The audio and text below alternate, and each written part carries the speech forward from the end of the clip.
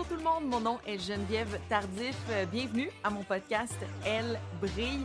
Très hâte de jaser aujourd'hui avec mon invitée qui est Guylaine Demers, qui est l'une des plus éminentes porte-parole canadiennes de l'égalité des sexes dans le sport. Elle co-dirige le nouveau Centre national de recherche sur l'équité entre les genres dans le sport. Elle est présidente aussi d'Égale Action, qui est l'Association québécoise pour l'avancement des femmes dans le sport. Et le 6 mars dernier, le Comité international olympique lui a remis le prestigieux trophée Femmes et Sport pour son travail et son engagement pour la cause. Bonjour Guylaine. Oui, bonjour Geneviève. Merci d'avoir accepté mon invitation. Ah, ça me fait plaisir. Un vendredi matin, c'est parfait. Absolument. Ma première question, c'est de savoir pourquoi votre passion pour les femmes dans le sport, qu'est-ce qui vous intéresse là-dedans? Bien, en fait, c'est sûr que c'est lié à mon historique personnel. Quand j'étais jeune, au primaire, moi, mon rêve, c'était de jouer au hockey. J'étais une fan des Canadiens de Montréal. OK. On écoutait la soirée du hockey le samedi. Donc, moi, j'ai 57 ans. Fait que si tu reviens, là, il y a comme 50 ans en arrière, là, m'a dit que c'était pas pareil pour les filles, vraiment. Mon Dieu, ça fait mal dire ça. Je me sens vieille en disant ça. Mais, donc, moi, je rêvais de jouer au hockey. Et mes frères ont joué, moi j'ai pas pu jouer parce qu'il y avait pas d'accès. Fait que très très tôt, j'ai compris qu'être une fille, ça amenait des limites. Tu sais, il y a des choses auxquelles on n'avait pas accès, qu'on n'avait pas le droit. Puis heureusement, dans ma famille immédiate, ma mère qui est vraiment une femme incroyable, pour elle, elle-même qui avait souffert de discrimination, goffée dans sa famille, les frères, les sœurs, il n'y avait pas la même chose. Fait que nous, on a été vraiment élevés avec, il y a pas de distinction, que tu sois un gars ou une fille, tu sais, tu as le droit de faire puis d'espérer. Il n'y avait pas de limite. Tu sais, chez nous, mes frères faisaient la vaisselle, le ménage comme moi. Là, tu sais, on avait un horaire puis il n'y avait pas de distinction. Donc, malgré le fait qu'à l'extérieur de la famille, il y avait des limites, moi-même, dans ma famille, tu sais, je voulais des pâtes de hockey à Noël, j'avais des pâtes de hockey, là. Tu sais, c'était pas, ils questionnaient pas ça du tout. J'ai jamais eu de poupée, puis c'était bien correct. Fait que, mais, alors, cette sensibilité-là, elle a toujours été là. Puis, quand je suis arrivée au cégep, c'est là où j'ai commencé à coacher. Puis, écoute, j'étais vraiment une bébête rare, là. Les filles qui coachaient, il n'y en avait pas. Moi, j'étais en basketball et OK. j'étais toujours la seule fille qui coachait, là. Il n'y en avait pas d'autres.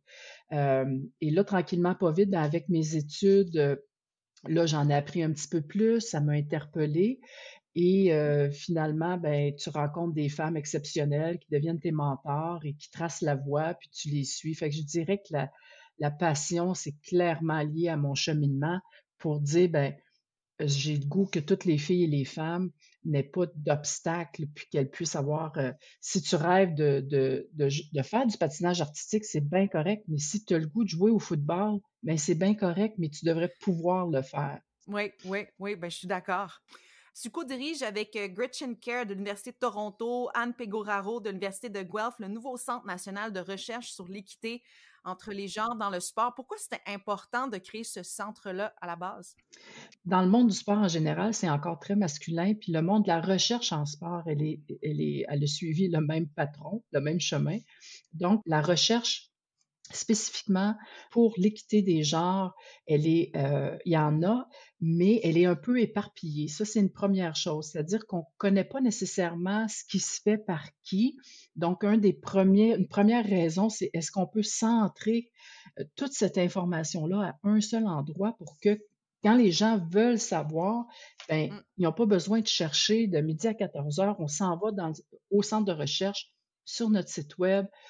Et là, on est en mesure de savoir, bon, ben, qu'est-ce qu'on connaît actuellement? Ça, c'est un morceau important. Puis l'autre chose, c'est, tu sais, on dit souvent, les bonnes pratiques, tu sais, les bonnes pratiques, ouais, mais qui a décidé que c'était une bonne pratique? Qu'est-ce qui fait que ça marche pas? Parce que dans le travail qui est fait pour atteindre l'équité entre les hommes et les femmes en sport, ce qu'on se rend compte, c'est que quand il y a des programmes qui marchent, par exemple, on ne sait pas nécessairement pourquoi ça marche. Si ça marche pas, on ne sait pas non plus pourquoi ça n'a pas marché. Donc, le centre veut aussi permettre de documenter, puis vraiment d'être capable de dire à la communauté sportive, si vous avez un problème pour recruter des coachs féminins, ben voici des stratégies qui marchent, qui ont été testées par la recherche, puis on le sait que ça marche, puis on est capable de vous dire pourquoi ça marche. Et le dernier point, bien sûr, c'est lorsque le milieu sportif a des questions, ben, ils peuvent revenir vers nous et dire hey, moi, j'aimerais ça savoir A, B, C, est-ce que vous pouvez nous aider là-dedans? Fait que c'est vraiment de rendre la recherche accessible, mais aussi avec un plus grand impact là, dans le système. Et le but du centre, c'est d'atteindre l'équité des genres d'ici 2035. Ouais. Où on en est maintenant, là, aujourd'hui, là, où on en est dans l'équité des genres dans le sport, les femmes, et est-ce que c'est réaliste de dire d'ici 2035? Mais en fait, la fameuse date de 2035, ça vient du gouvernement fédéral. Alors, il y a 2 ans, quand le gouvernement fédéral ont annoncé qu'ils investissaient 30 millions pour femmes et sport, c'était un précédent. Écoute, c'est un moment historique. Je peux dire que Mhm. nous, qui travaillons dans le domaine, on était très excités. Et le centre est donc venu au monde de cet investissement-là. Et le gouvernement, en mettant ce 30 millions-là, s'est donné comme cible en 2035 qu'il faut avoir atteint l'équité des genres. Maintenant, c'est sûr que c'est très vaste, hein, parce que Ouais. lorsqu'on parle de l'équité des genres en sport, ben, on peut parler de la participation, donc les filles qui font du sport, on peut parler des coachs féminins, on peut parler des administratrices.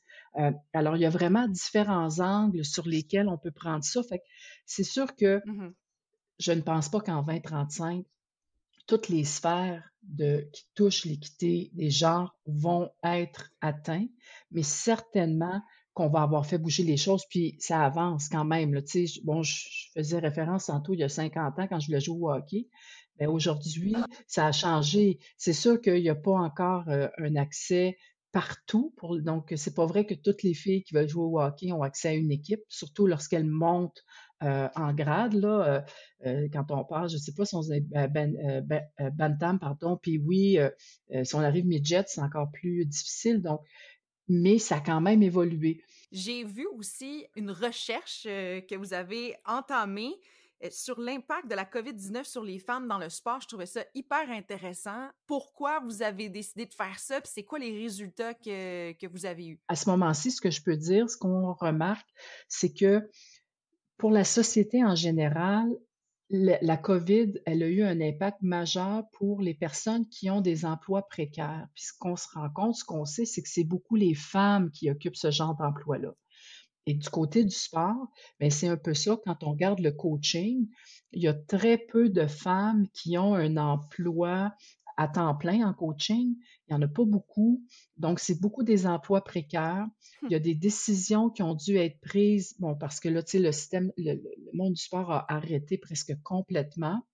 Alors, lorsqu'on a des décisions à prendre, qui va continuer à faire du sport, qui va arrêter, à qui on donne les opportunités, bien là, on s'est rendu compte que c'est beaucoup le sport féminin qui a encaissé, ce qui Oui. a eu un impact à la fois sur la participation, mais aussi beaucoup sur les dirigeantes, les entraîneurs. Donc, de plus en plus, là, les organisations sportives se demandent, mais là, j'ai comme plus de job à donner à mes employés parce que le système est complètement gelé. Alors là, il faut qu'on commence à penser qui on va mettre au chômage. C'est souvent les dernières entrées, les emplois précaires, les emplois à temps partiel, et ce sont majoritairement des femmes qui occupent ces emplois-là. Fait que là, on se rend compte qu'effectivement, dans les pertes d'emplois, dans le monde du sport, c'est très similaire à ce qu'on voit dans la société en général. Les femmes sont davantage touchées. Puis pour la pratique, ben là, c'est, tu sais, des histoires qu'on a, ben pour moi, on a un exemple très évident. Comment ça se fait que la Ligue junior majeure de hockey a le droit de Mhm. jouer? Tu sais, tous les sports qui ont le droit de jouer en ce moment, c'est des sports masculins, des sports collectifs. Et ce sont des arguments économiques qu'on donne. Mais ce que je trouve bizarre, parce qu'il n'y a pas de spectateurs, fait qu'ils font pas d'argent, mais bon, ça, c'est un autre débat. Mais ce qu'on se rend compte, c'est que effectivement, le gouvernement, pour toutes sortes de raisons, permet la pratique sportive du sport collectif pour les gars. Il n'y a rien pour les filles. Ah. Euh, Mais j'y avais pas et pensé, mais pourquoi? c'est vrai. Ouais, ouais, c'est ça. Fait que tu vois, ça, c'en est un autre exemple de discrimination, comment ça se fait que c'est deux poids, deux mesures, là. Mais j'ai bien hâte, on a vraiment hâte, effectivement, d'avoir beaucoup plus d'informations, mais d'ici la fin mars, on va en savoir plus. tu pourras me réinviter.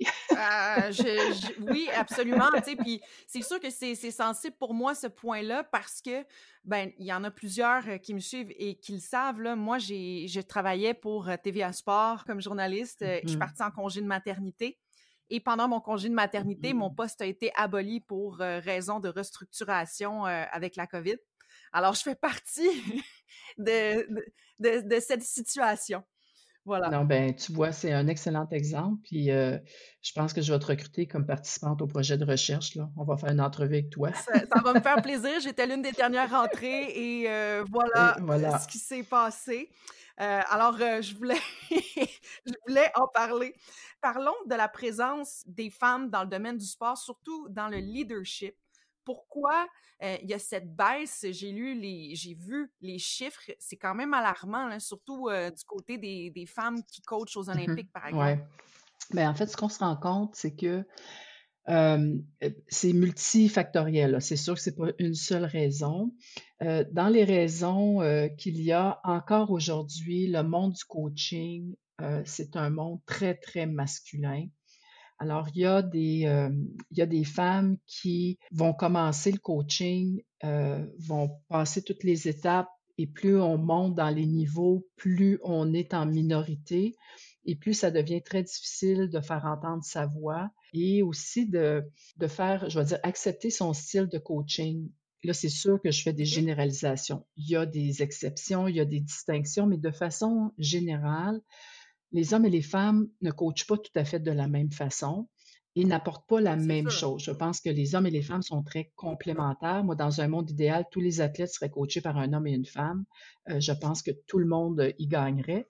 Mais donc, ce qui arrive, c'est que les femmes ont encore aujourd'hui en coaching, il faut qu'elles se prouvent 2 fois plus. On est très rapide sur la gâchette à remettre en question la compétence des entraîneurs féminins Oui. comme dans le monde du travail en général. Et tu as possiblement vécu la même chose toi-même comme journaliste en sport.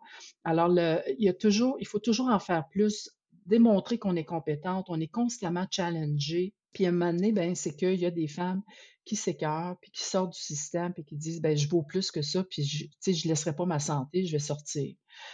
Donc, le milieu en tant que tel n'est pas nécessairement très sain. L'autre chose, la façon dont on recrute les entraîneurs. Alors, ce qu'on se rend compte, c'est que naturellement, les gens recrutent dans leur bassin, tu sais, c'est toujours, on recrute toujours dans le même bassin.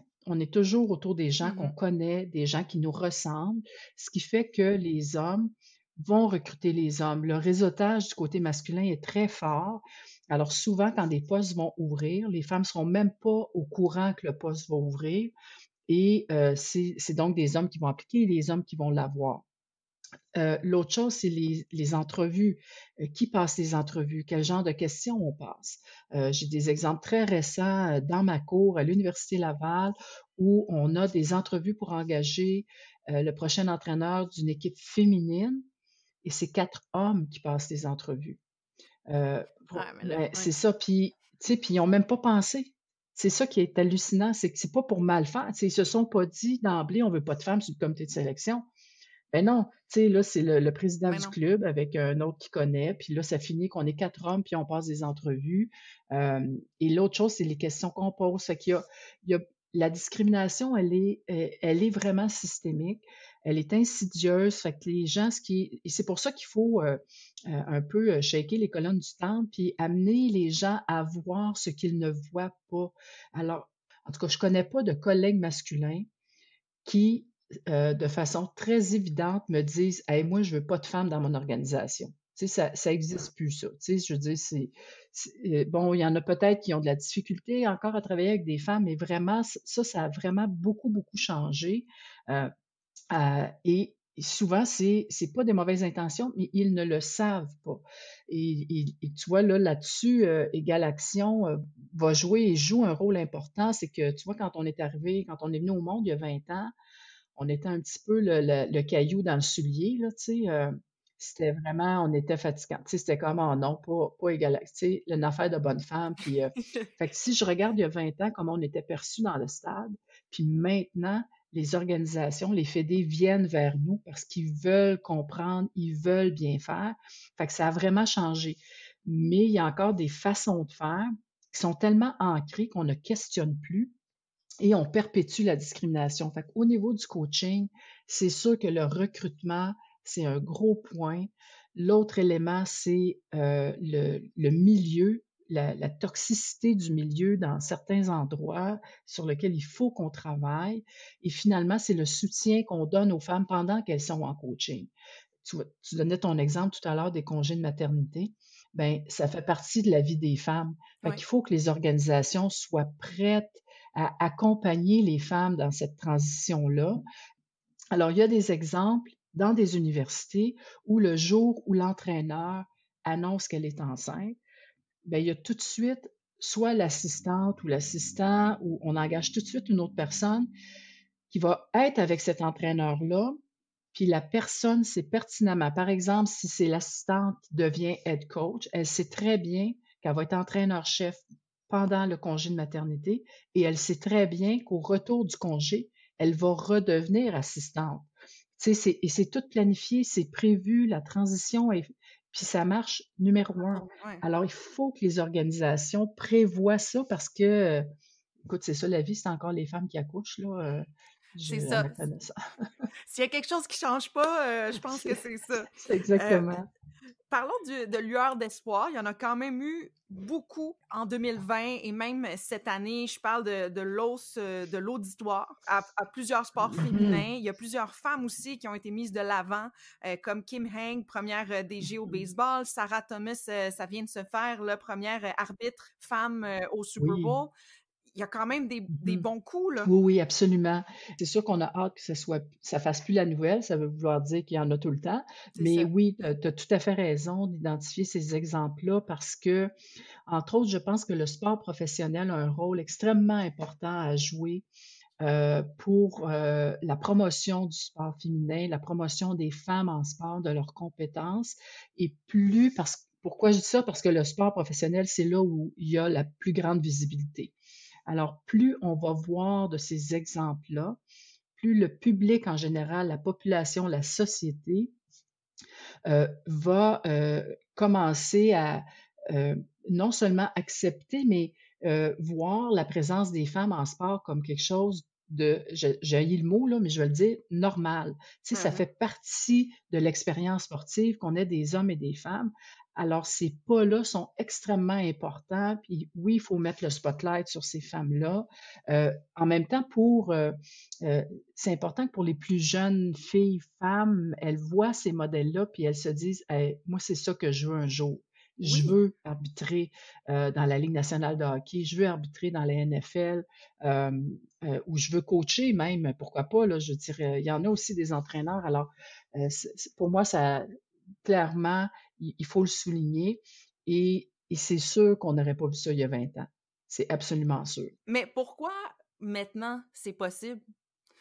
Exemple, Sarah Thomas, là, pourquoi c'est seulement en 2021 qu'on a cette femme-là qui est autant qualifiée qu'un homme là, pour être sur le terrain au Super Bowl?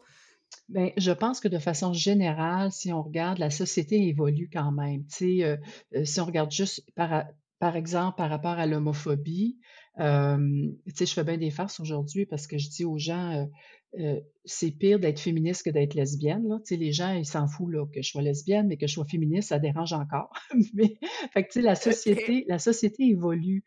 Il y a c'est sûr que, bon, on regarde le mouvement Black Lives Matter, on se rend Mhm. compte, oui, il y a encore énormément de racisme, mais je pense qu'il y a un éveil collectif par rapport à l'importance de la diversité dans la société. Et je vais parler beaucoup pour nous au Canada, certainement au Québec. Il y a cet éveil-là, cette importance de reconnaître la richesse de la diversité. Et cette diversité-là, évidemment, ça passe aussi par la diversité homme-femme. Donc, plus comme société on avance, plus le sport, on a un impact sur le sport. Le sport, il est toujours à la remorque. Il est toujours plusieurs années derrière. Pourquoi? Bon, historiquement, c'est un monde qui a été bâti par et pour les hommes, donc ils l'ont mis à leurs mains, à leur structure, leur façon de concevoir ce que c'est. Mais là, de plus en plus, les femmes investissent l'espace sportif, à la fois comme participantes et comme femmes en position de leadership. Alors, le sport a comme pas le choix, lui aussi, ça embarque, la pression arrive, là. Plus il y a de femmes qui cognent à la porte, plus ça met de la pression sur le système. Égale Action, j'ai lu que vous êtes en période, il y a de beaux prix, hein? Il y a le gala, je pense que c'est Femmes d'influence. Oui, absolument. Oui, le gala Femmes d'influence. Alors, malgré le fait qu'on a eu une année difficile, on veut quand même souligner le travail des femmes parce que ça a été encore plus difficile, je dirais, dans la dernière année. Et les mises en candidature sont ouvertes. Alors, notre site web égalaction en un mot.com, égal avec un E, égalaction.com. Et vous allez voir toute l'information. Alors, les candidatures, les mises en candidature, c'est ouvert et vous n'êtes pas obligé d'être une personne, tu n'es pas obligé d'être un directeur technique d'une fédération pour soumettre la candidature. Si dans votre région, dans votre communauté, il y a des femmes exceptionnelles qui ont fait des choses, n'hésitez pas parce qu'on a toutes sortes de catégories du niveau local au niveau international. Alors, merci de le souligner, Geneviève. Merci beaucoup, Guylaine. Et ben, j'espère le plus de changements et le plus d'éveil pour 2021. Merci beaucoup. Bonne fin de journée. Merci beaucoup d'avoir écouté l'entrevue avec Guylaine Demers. J'ai appris tellement de choses. Je ne sais pas pour vous, là. La semaine prochaine, on va en apprendre davantage sur le monde de l'arbitrage avec une arbitre de softball qui se dirige aux Jeux olympiques de Tokyo. À la semaine prochaine!